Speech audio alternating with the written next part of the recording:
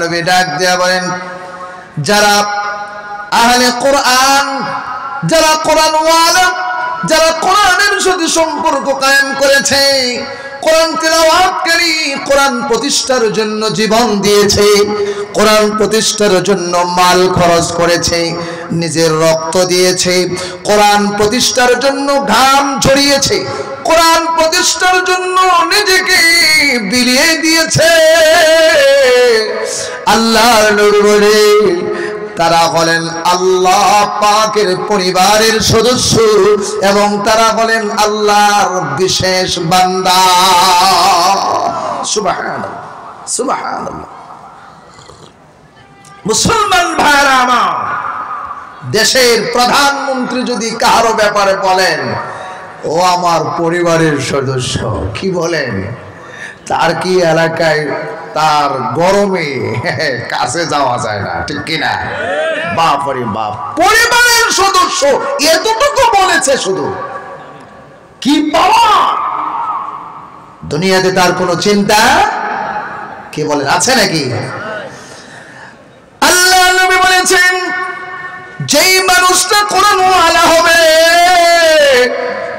এই মানুষটা হলো আল্লাহর পরিবারের সদস্য, এই মানুষটা হলো আল্লাহর খাস লোক, খাস বান্দা।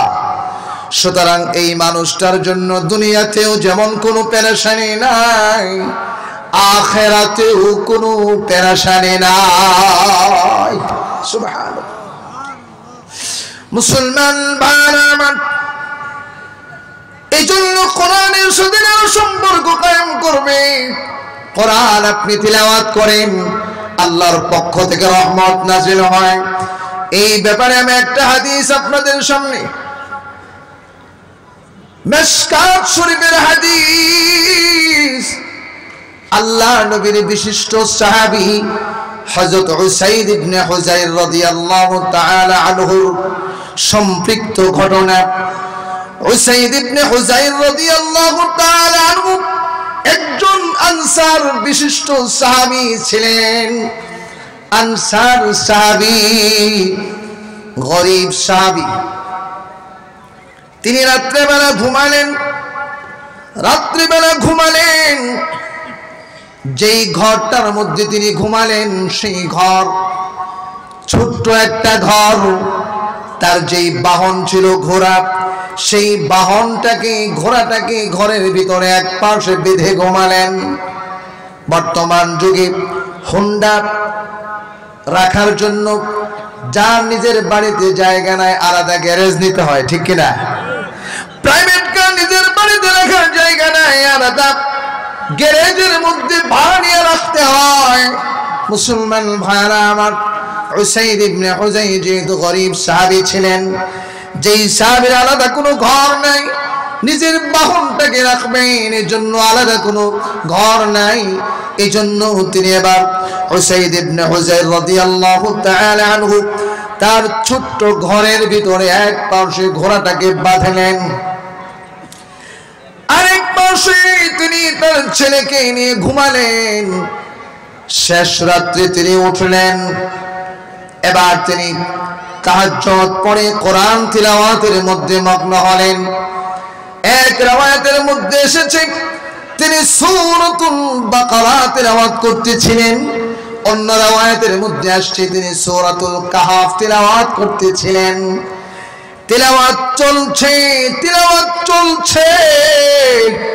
তিনি লক্ষ্য করেন তিলাওয়াতের কারণে যখন যত আওয়াজ বৃদ্ধি পায়, তিলাওয়াত চলতেছে আর তার ঘোড়াটা লাফালাফি করতেছে।